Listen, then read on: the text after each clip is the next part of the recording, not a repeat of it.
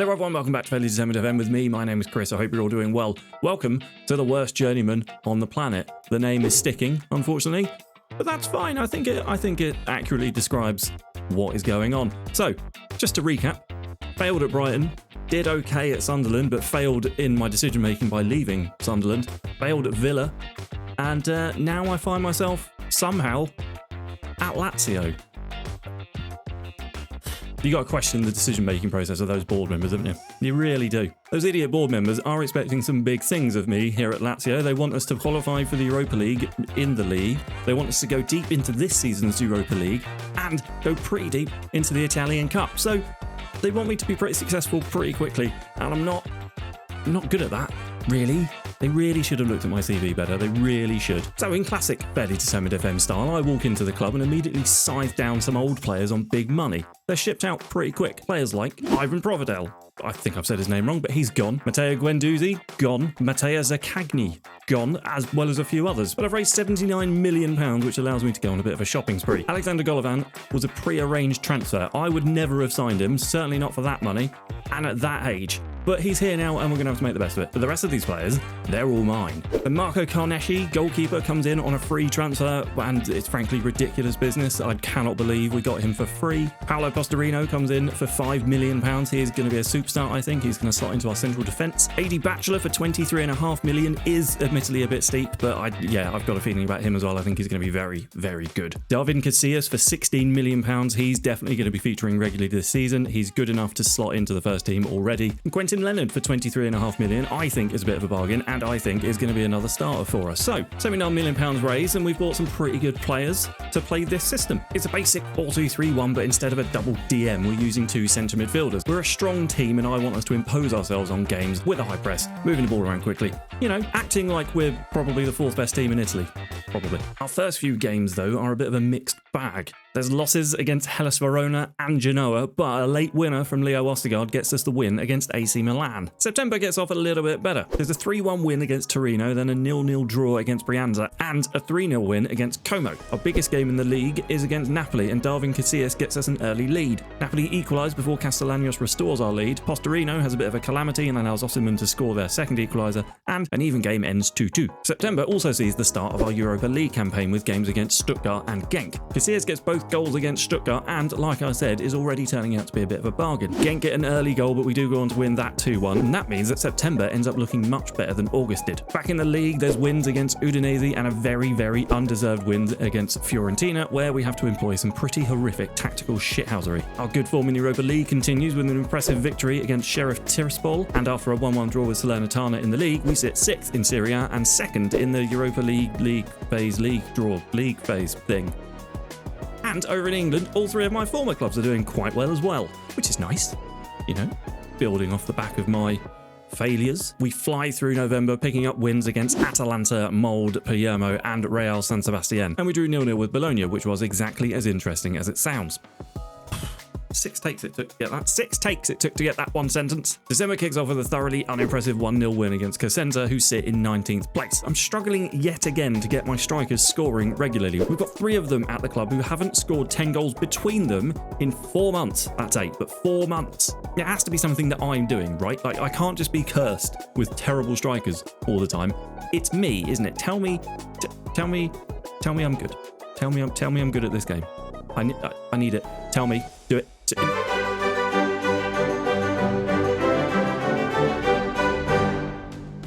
The rest of December looks like this, and at the end of it, we've qualified for the Europa League round of 16, and we sit in 5th in Serie A. And 2 of our strikers have scored goals, which means that hell has frozen over. We start the new year with a 3-1 victory against Empoli, and in a bid to solve our patchy striker situation, I go and sign another one who can disappoint me immediately.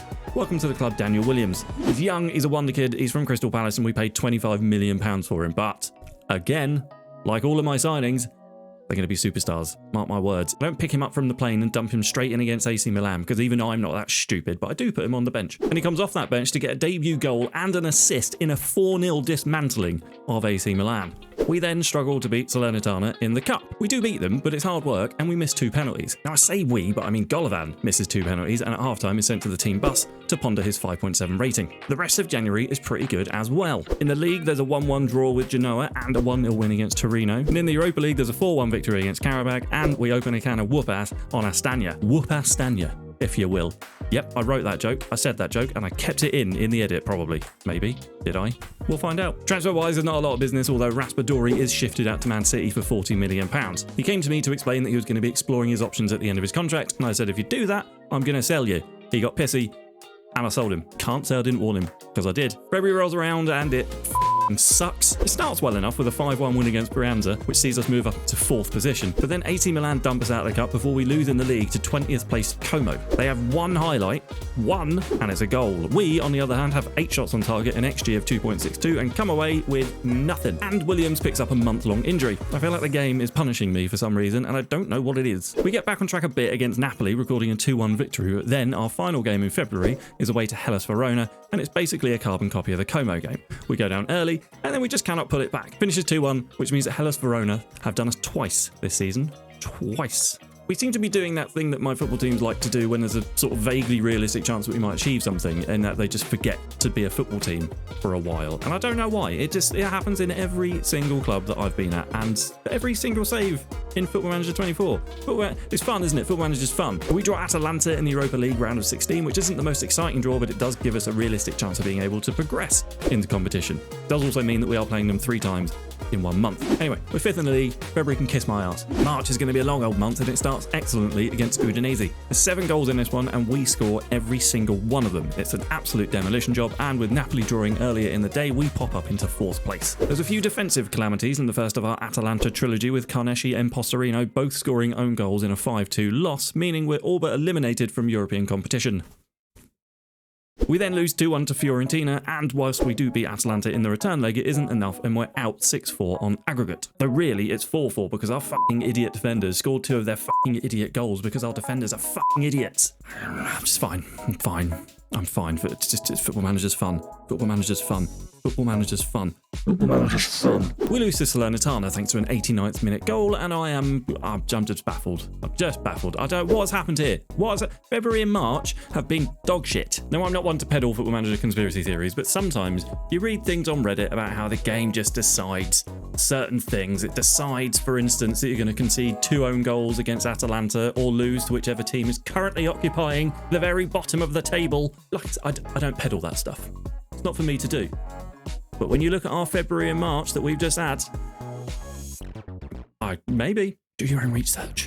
All the answers are out there. I then take the somewhat risky move of suggesting to the team that they've been a bunch of useless wankers for the best part of 4 weeks, and they pretty much agree, which is quite surprising. If I'm honest, I'm surprised. The good news keeps rolling in as our £190,000 a week star player Joris Chotard picks up a cruciate ligament injury. Yep, which is awesome. We do beat Atalanta 3-2 in the league though, so, you know.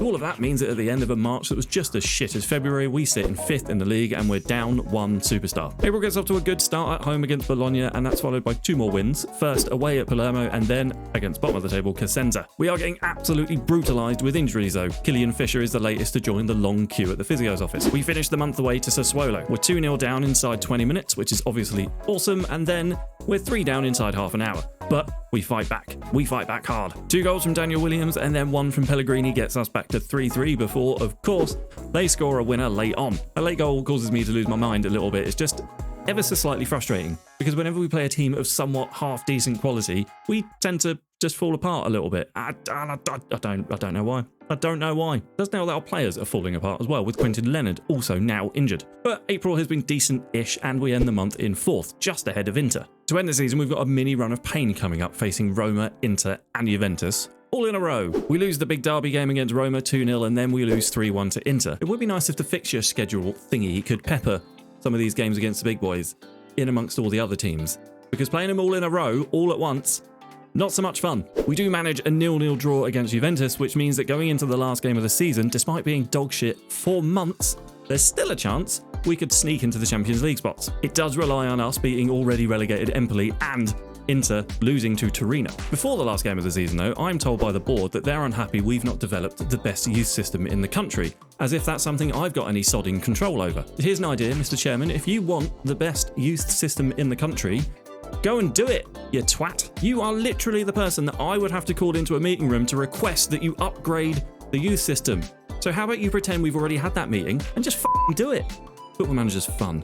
Football Manager's fun. It's fun. Football Manager's fun. Here we go then. Big game on the last day, and it goes pretty well. We're 2-0 up inside 10 minutes, but Inter are also winning against Torino, making Champions League qualifications pretty unlikely. Williams makes it 3-0 and then sets up the 4th goal. So we're doing our bit, at least. Inter go 2 up, so we're looking at Europa League again, which is honestly fine by me. I don't think this team is ready for the Champions League. So after this 4-0 win on the last day of the season, we finish in 5th, which is 2 spots higher than the media said we were going to finish. So I'm taking that as an absolute win and validation of my skills as a manager.